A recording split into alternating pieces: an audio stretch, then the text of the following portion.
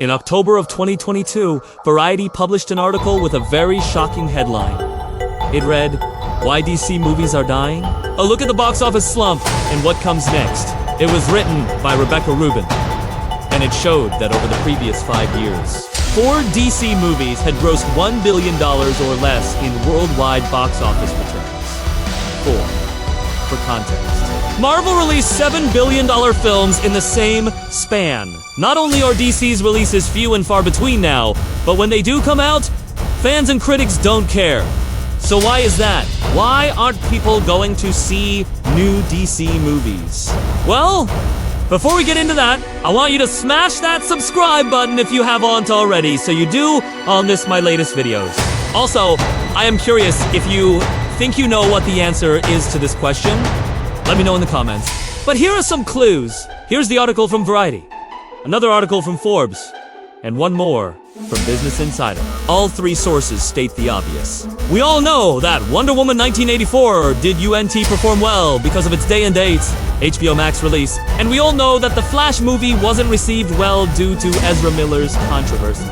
But these articles don't explore what might be a bigger underlying issue. So let's talk about it. Welcome to my channel. This is my theory. It's no secret that Superman is one of the most powerful superheroes ever. With his limitless potential and godly feats, he can pretty much defeat anyone.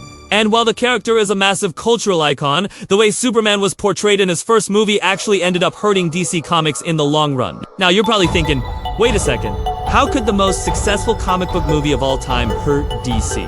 Well, it's complicated. See, in order to understand why Superman may have ruined DC forever, we need to look back at the beginning.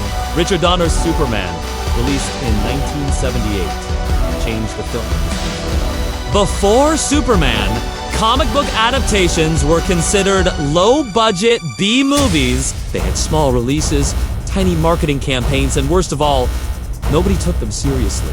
Christopher Reeve's performance and Donner's direction not only proved that people wanted more superhero content, but they also raised the bar for all future comic book adaptations. To this day, Superman remains the highest-grossing theatrical re-release of all time. In 1980, it pulled in $56.3 million, which was a record-breaking domestic gross.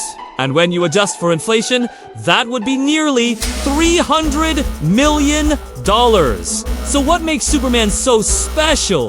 Well, for starters, the marketing campaign used the tagline, "You will believe a man can fly." And that tagline alone created mass intrigue. It sparked questions. How will he fly? How could a man ever fly? Will he fly? And those questions turned into ticket sales. So many people were curious to see how Superman would take flight.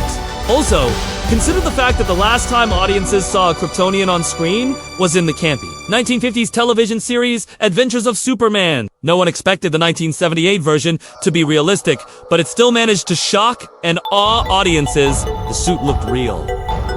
The effects were practical. And for the first time, Superman felt proud. But more importantly, the movie captured the heart and soul of the character. This wasn't just a hero who was incredibly strong and fast. He was kind, compassionate, funny, charming, and humble. There was a scene in the Fortress of Solitude where a young Clark Kent questioned his purpose.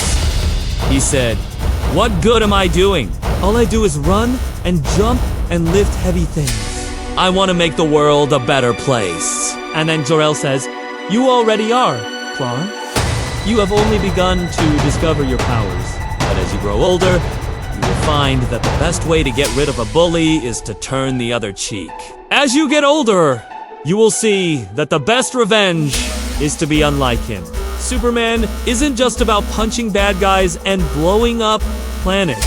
Sure, those things are cool, but that's not the main point of the character. And that's what made the 1978 Superman special. The story resonated with audiences of all ages. Now, despite the fact that the original Superman set the standard for all superhero movies, it actually established a curse for DC. You see, after the success of the first film, DC knew they had to keep the momentum going. So they started developing a sequel. But there was a problem. Superman 2 was in development hell for 6 years. So, to stay relevant, DC needed another big screen hero. So they settled on Wonder Woman. But unfortunately, the movie never lived up to its predecessor. Wonder Woman didn't come out until 1984. And by that time, the magic had faded. The sequel to Superman was finally finished. So, that brings us to our first turning point. Instead of the studio releasing Superman 2 before Wonder Woman, the studio released Wonder Woman 1984 after Superman 2. If you remember correctly, the general public was not interested in seeing Wonder Woman 1984. Many people believed that the movie should have been called The Patty Jenkins Show instead. And with poor box office returns, the studio wasn't exactly itching to fund another DC project. Now, around the same time, Tim Burton's Batman came out. It was dark, it was gritty, it was different, and people loved it. In fact, the first Batman movie grossed $400 million worldwide, but the second one brought in $1 billion. At this point, it was clear that if DC wanted to compete with the likes of Batman, they needed to change their strategy. Superman was too lighthearted. Batman was too dark. So they decided to go right down the middle with another hero who straddled the line between good and evil. A hero with no limits. A hero with no hope. A hero with no name. I'm, of course, talking about the legendary flop that was 1989's Superboy. Remember that? Yeah, that movie happened. Anyway, Superboy was so bad that it killed any interest the studio had left in producing DC projects. So, for the next decade, DC stayed out of the cinematic universe. But in the early 2000s, the company made a decision that would change everything. They announced plans for a shared universe of interconnected films. And guess what? People were on board. They loved the idea of a DC cinematic universe. So when Batman Begins came out in 2005, people were excited. Finally, a fresh take on a beloved character. By the end of the decade, both Batman and Superman had had 2 separate movie reboots. Superman was now played by Brandon Routh, and Batman was played by Christian Bale. And if you remember, the marketing campaign for Superman Returns teased a confrontation between Batman and Superman. After all, they were both in the same cinematic universe. In fact, the film's novelization included a cameo from Batman, but ultimately, the cameo was cut from the final version. Imagine that. Fans went 10 years without a new Batman movie and they couldn't even get a small cameo. But that's what I mean.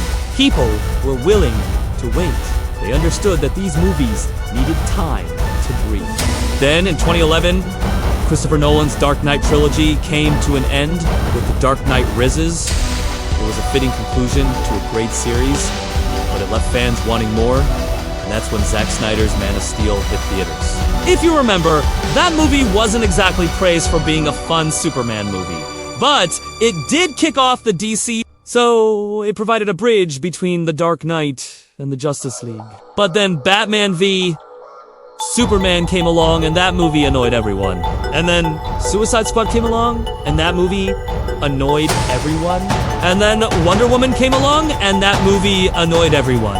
And then Justice League came along, and that movie annoyed everyone.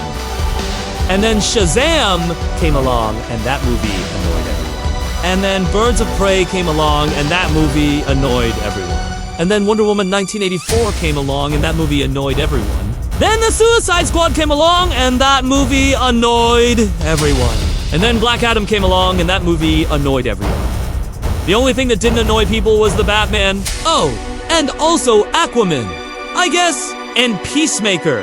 Oh, and also Shazam, Fury of the Gods, annoyed people. So as you can see, there's a pattern here. DC has you been able to recreate the magic of the original Superman movie, and that S because they tried. They tried to copy the formula, and they failed. So what's the solution? Well, maybe it's simple. Maybe all DC needs is a fresh take on Superman. Now, of course, I don't think Henry Cavill's done playing Superman, but eventually, he'll pass the torch. And when that happens, it'll be the studio's responsibility to deliver a Superman movie that respects the source material, the character, and the fans. If they pull it off, they might just fix DC once and for all. But if they fail, well, then the cycle continues. So, what do you think? Do you think Superman ruined DC? Or do you think the studio just needs to try harder? Either way, I want to thank you for watching. Make sure you're subscribed and check out my other videos about the future of DC movies. Follow Unlimited League Zone. Like, share, and subscribe for more superhero battles.